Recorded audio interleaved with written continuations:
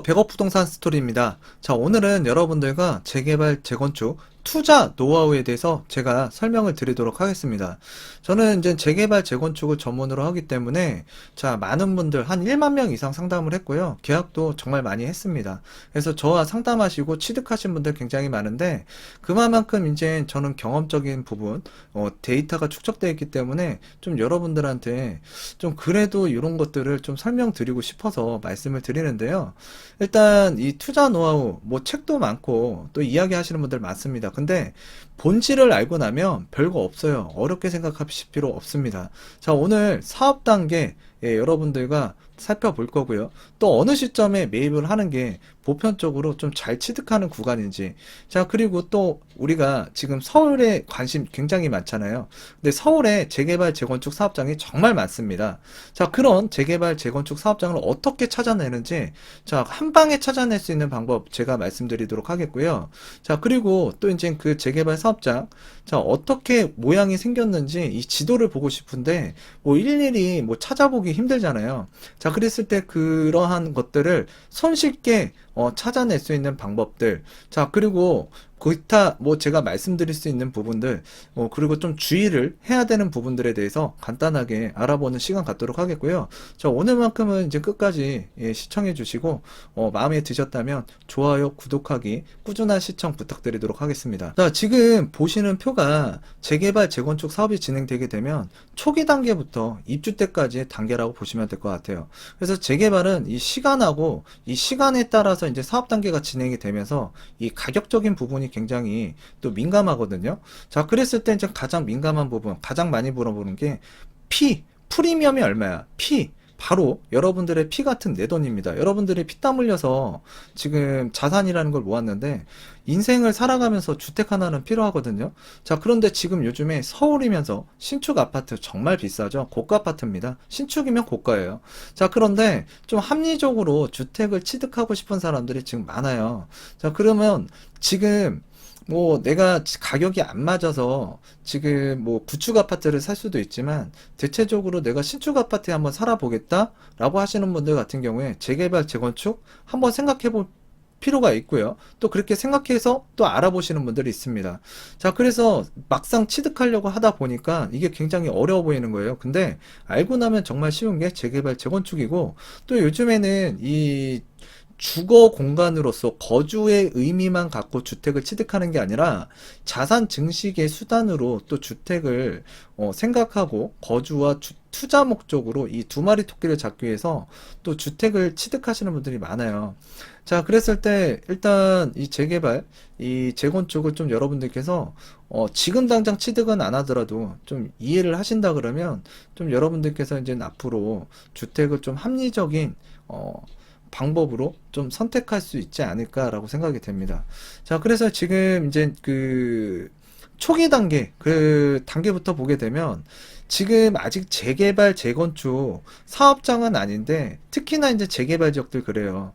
빌라가 좀 오래됐습니다. 좀 주택가가 노후화됐어요. 자, 그래서 여기 사놓으면 재개발, 재건축 되지 않을까? 그렇게 해서 이제 주변의 권유나 또 주변에 재개발을 진행되진 않았는데 일단 주변 부동산 사장님들이 사놓으라고 이렇게 얘기하시는 분들이 있어요. 진짜 재수 좋으면 진행될 수도 있겠죠. 자, 그런데 대부분 안 되는 경우가 태반입니다. 자, 그렇기 때문에 여러분들께서 자, 뭔가 정비 사업이 일정 사업 구간에 들어가지 않는다 그러면 굉장히 보수적으로 접근하실 필요가 있고요. 자, 그리고 나서 이제 정비 그 정비 기본 계획이라는 게 또 수립이 됩니다. 자, 그리고 또 이제 재건축 같은 경우에는 안전진단이라는 걸 또 실시를 하게 되고요. 재개발은 안전진단 없습니다. 자, 그리고 나서 이제 그 정비구역이라는 게 지정이 되는데 사실 이 정비구역이 지정될 때 이 프리미엄 피가 살짝 붙어요. 자, 그래서 이때 좀 많이 붙는다. 자, 그리고 나서 이제 추진위원회가 이제 승인이 되고요. 자, 그 다음에 이제 조합 설립 인가라는 게 돼요. 자, 그래서 이제 조합 설립 인가가 되게 되면 한 단계 점프를 했죠. 그래서 프리미엄은 이때 또 한 단계 상승을 한다고 보시면 돼요. 자, 그런데 제가 최소한 이때 시점부터는 취득해도 된다라는 게 바로 이 조합 설립 인가 시점이거든요. 그래도 뭔가 진행을 하고 있고 조합까지 설립이 된 거잖아요. 그래서 이 주민들의 동의가 어느 정도 나타난 거기 때문에 사업을 하고 싶다라는 조합원이 많다라는 거기 때문에 일단 이때부터는 이 정비 기본계획 수립 단계라든가 정비구역 지정 이전의 단계보다는 상당히 안정성이 올라간 시점이라고 보시면 돼요. 자, 그리고 이제 시공사 선정을 하게 되는데 이때 뭐 1군 브랜드에서 뭐 그 시공사를 맡았다. 자, 그러면 소폭의 프리미엄이 이제 그 움직이는데요. 사실 이때는 프리미엄이라고 얘기하는 건 좀 그래요. 사실 이때는 아직 감정평가가 이루어지지 않았기 때문에 가격이 상승을 한 거예요. 근데 우리는 예상 프리미엄이라고 이제 우리가 책정을 하는데 그 예상 프리미엄이 조금 올라가는 단계다라고 보시면 되고요. 자, 그리고 나서 이제 사업을 하겠다라는 조합원이 많아져서 동의를 받고 조합 설립 인가가 되는 시점, 이때 피가 많이 올라가기 때문에 자, 일단 이 조합 설립 인가 이전에 이 시점에 재개발 구역들을 여러분들께서 찾아냈다. 자, 그러면 일단 현장을 한번 돌아보시고요. 또 부동산도 한번 가보세요. 그래서 이야기도 들어보시고 또 조합에다가 또 전화를 해보세요. 자, 그리고 또 요즘에는 스마트폰이 있잖아요. 그래서 카페라든가 또는 블로그를 자꾸 찾아보시면 아, 여기가 조합 설립 인가가 날 것인지 아니면 조금 어려울 것인지 이런 것들이 판단하기가 굉장히 용이합니다. 자, 그래서 그런 것들을 좀 참조하셔서 조합 설립 인가 전에 취득을 하신다 그러면 좀 여러분들에게 좀 괜찮은 취득가로 이 조합원이 될 수 있는 기회가 열리는 시점이라고 보시면 될 것 같아요. 자, 그리고 나서 이 사업시행가를 받게 되면 이 사업시행가라는 거는 이제 관공서와 이 조합의 그 관계가 이제 끝났다라는 건데요. 자, 쉽게 얘기해서 사업시행가 나왔다. 그럼 너네 사업해봐. 이제 관공서에서 허락이 떨어진 거예요.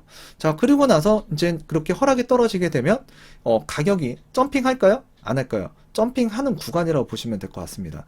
자, 그래서 이제 사업시행가 기점으로 해서 이때부터 실수요를 목적으로 들어오시는 분들이 있고요. 또 이때 당시에 사업시행가 직전에 또는 이후에 투자 목적으로 거주 목적은 없지만 투자 목적으로 들어오시는 분들이 가장 많은 분들이 오시는 게 바로 사업시행인가 전후라고 보시면 됩니다.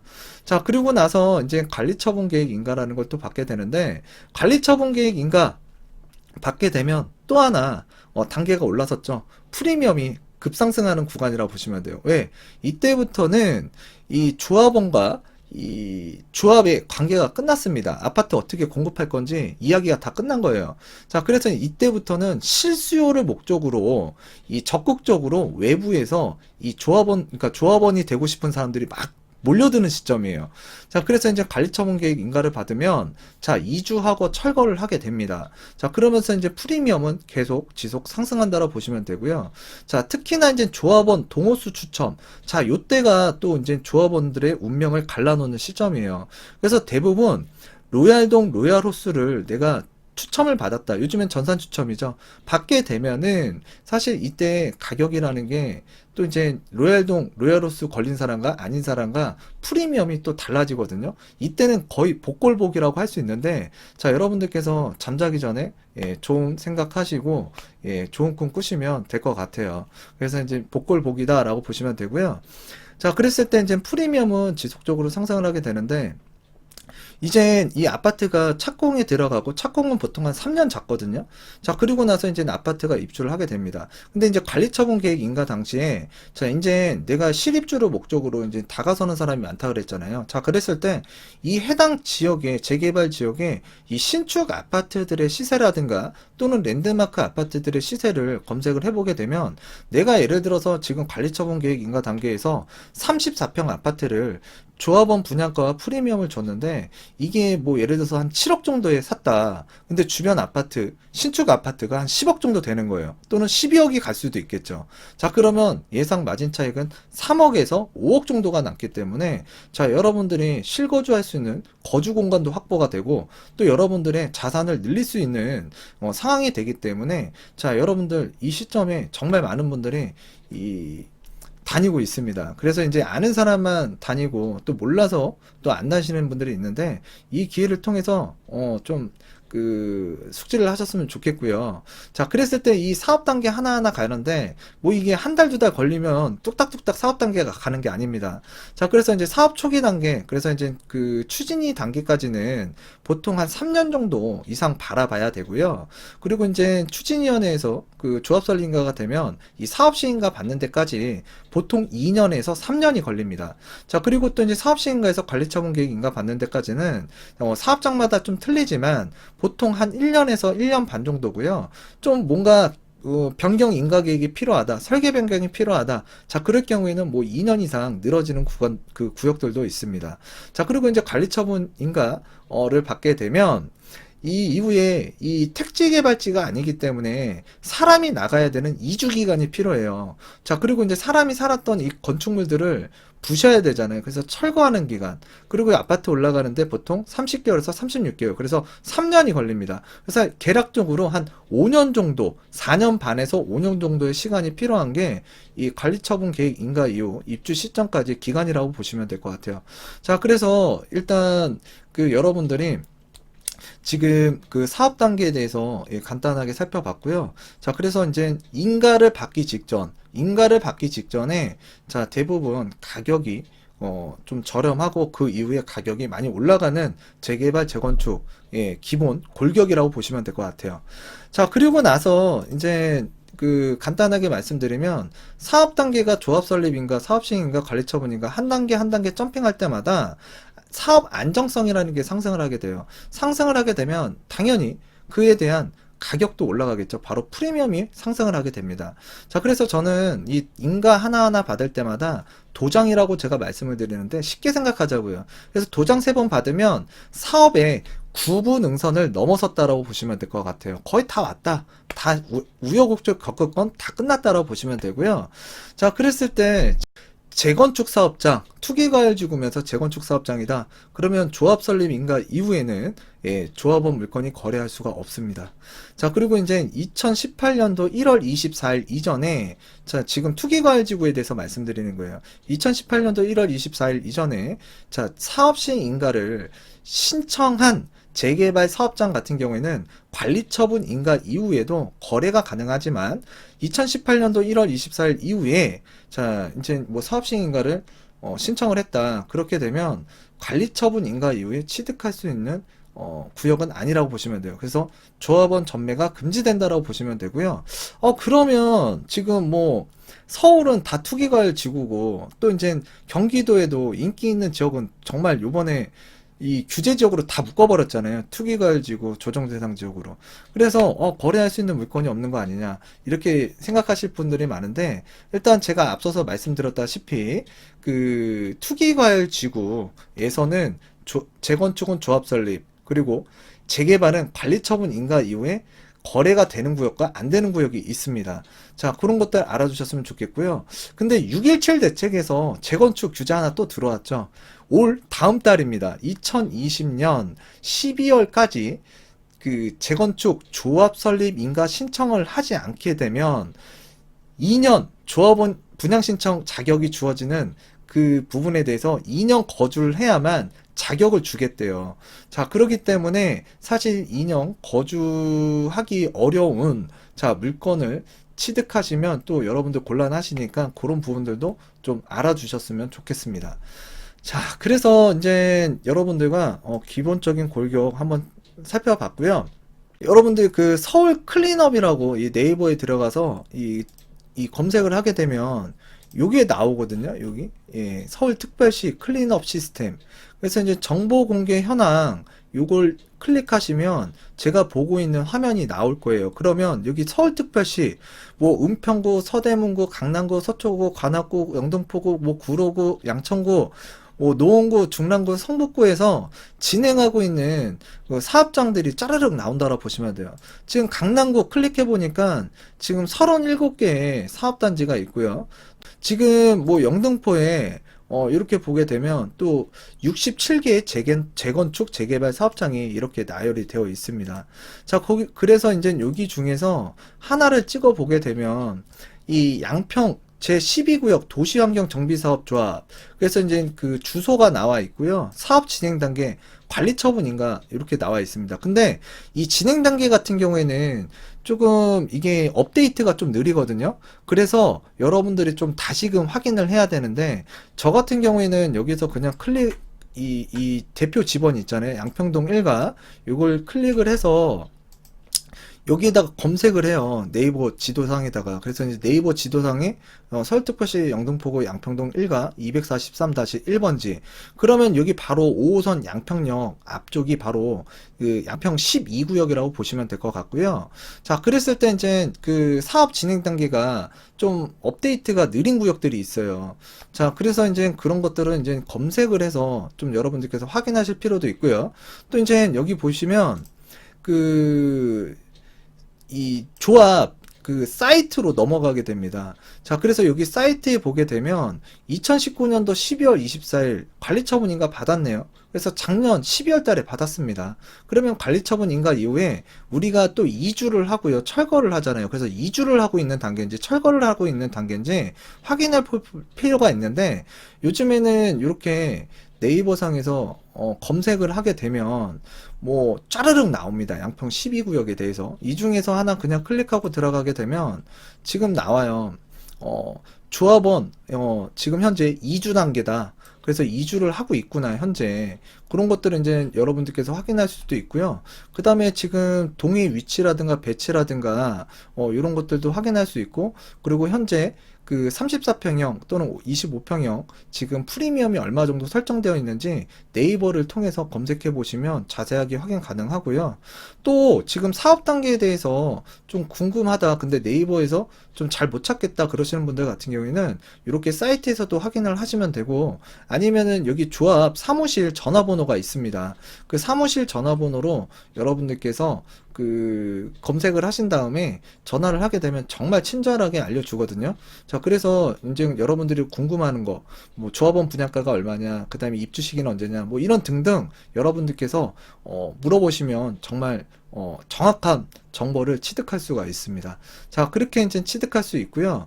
자, 그랬을 때 재개발 아까 이렇게 지도를 보게 되면 구역이 어디서부터 어디까지인지 한눈에 빨리 파악이 안 되잖아요.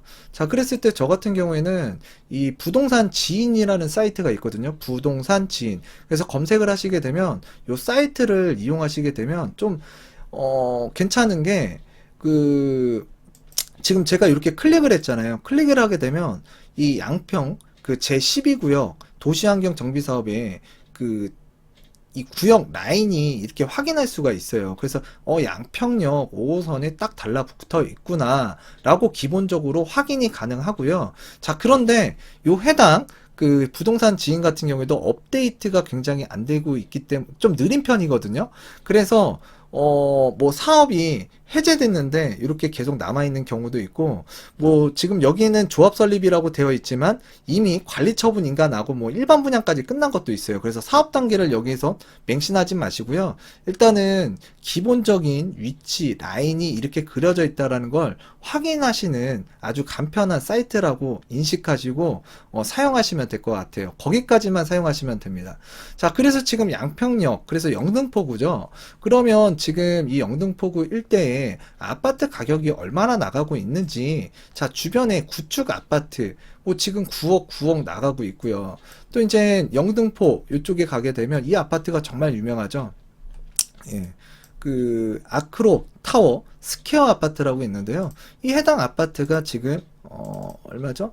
예, 25평형이 평균 매물 13억대 나오고 있고요. 그리고 지금 34평, 35평, 그래서 34평 같은 경우에는 16억 원 정도에 지금 거래할 수 있는 물건 시세가 이렇게 나와 있다라고 보시면 돼요. 그러면 내가 이 양평 12구역에 이제 앞으로 그 신축 아파트가 되고 일단 입주할 수 있는 물건이 생기는 거죠. 그 이제 역세권 아파트 단지가 생기는 거잖아요.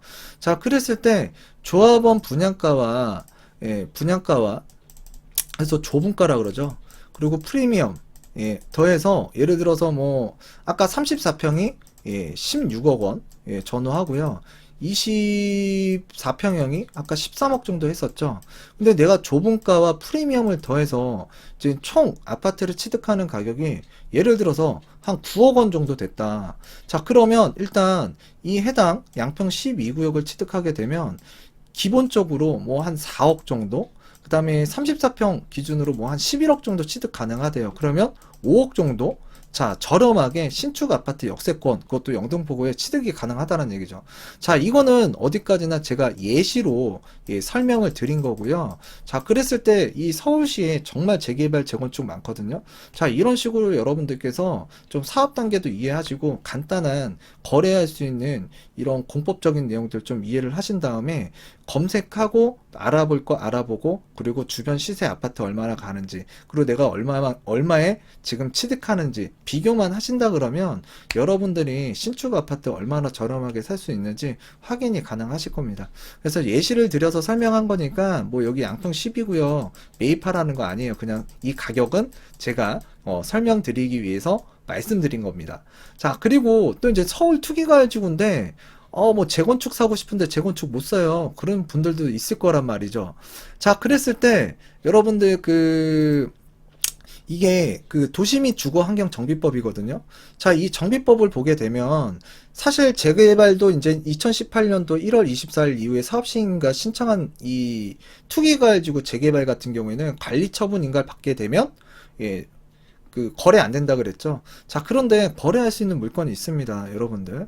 자, 이제 도정법을 보게 되면 39조 2항을 한번 살펴보겠습니다. 39조 2항이면 지금 여기에요.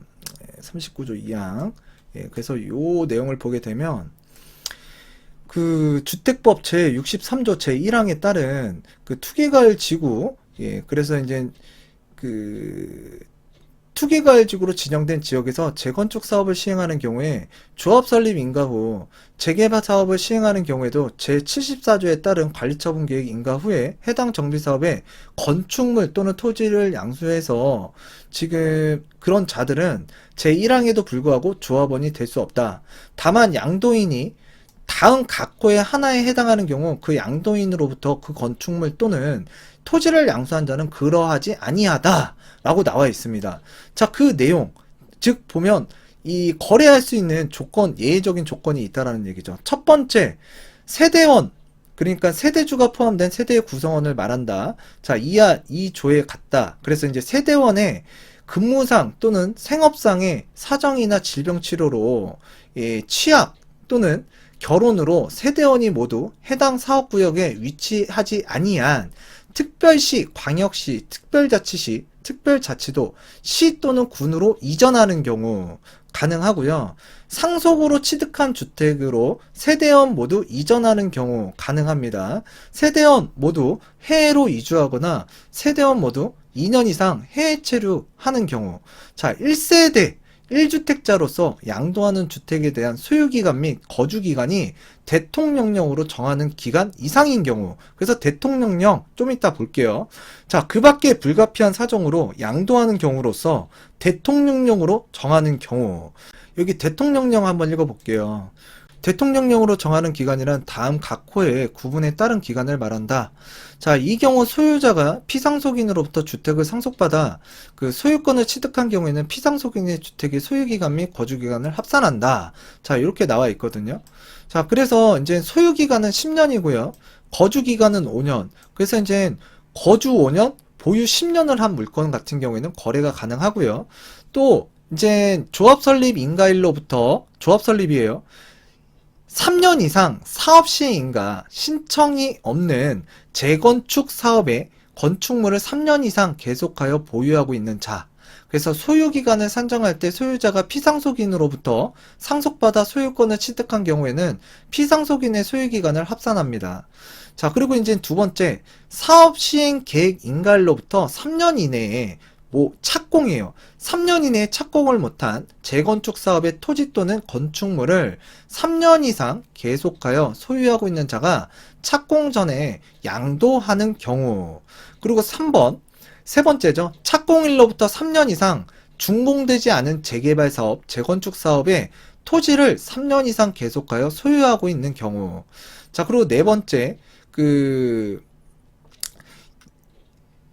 그, 이제 상속이나 이혼으로 인해서 토지 또는 건축물을 소유한 자, 예, 또는 상속이나 이혼한 자. 자, 그리고 이제 다섯 번째가 그 국가, 지방 자치단체, 금융기관. 그래서 이제 요런 그 기관에 의해서 채무를 이행하지 못해서 재개발 사업, 재건축 사업의 토지 또는 건축물이 경매 또는 공매가 되는 경우. 자, 이런 경우가 있습니다. 자, 그리고 그 여섯 번째, 주택법에 따른 투기과열 지구죠. 투기과열 지구 전에 건축물 또는 토지를 양도하기 위한 계약을 체결하고 투기과열 지구로 지정된 날로부터 60일 이내에 부동산 거래 신고 등에 관한 법률. 그래서 제3조에 따라서 부동산 거래에 신고를 한 경우에는 그 예외적인 사항으로 거래가 가능하다라는 얘기예요.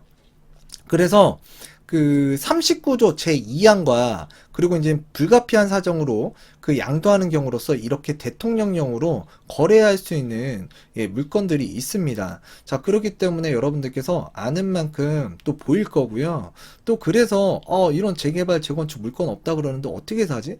자, 이런 물건들 노리시고 거래하시는 분들 정말 많고요. 특히나 이제 강남 상구라든가 좀 고가 주택들이 있는 그 주변의 재건축 재개발 사업장들 같은 경우에 자, 이런 식으로 거래된다고 보시면 될 것 같아요. 자, 그래서 오늘 여러분들한테 좀 짧게 짧게 알려드린다라고 생각을 하고 이렇게 시간을 냈는데요. 그래도 26분이 넘어가네요. 26분이. 자, 그래서 오늘 간단하게 여러분들과 이 재개발 에 대해서 이해를 쉽게 할 수 있는 부분, 그 다음에 이제 그 내용을 토대로 해서 여러분들이 그 서울에 관심이 있다면 어떻게 한 방에 내가 원하는 재개발 구역들 찾아낼 수 있는 방법, 그리고 그 재개발 구역에 어디에 그러니까 지도상으로 보기 쉽게 찾아낼 수 있는 사이트. 자, 이런 것들을 좀 연결고리를 해서 좀 이렇게 안내를 해드렸는데, 하여튼 여러분들에게 도움이 됐으면 좋겠고요. 또 다음 시간에도 여러분들에게 정말 괜찮은 내용으로 항상 도움이 될 수 있는 내용 예, 알려드리는 100억 부동산 스토리의 미래가 되도록 하겠습니다. 자, 오늘도 시청해 주셔서 감사하고요. 또 동영상이 마음에 드셨다면 좋아요, 구독하기 부탁드리도록 하겠습니다. 감사합니다.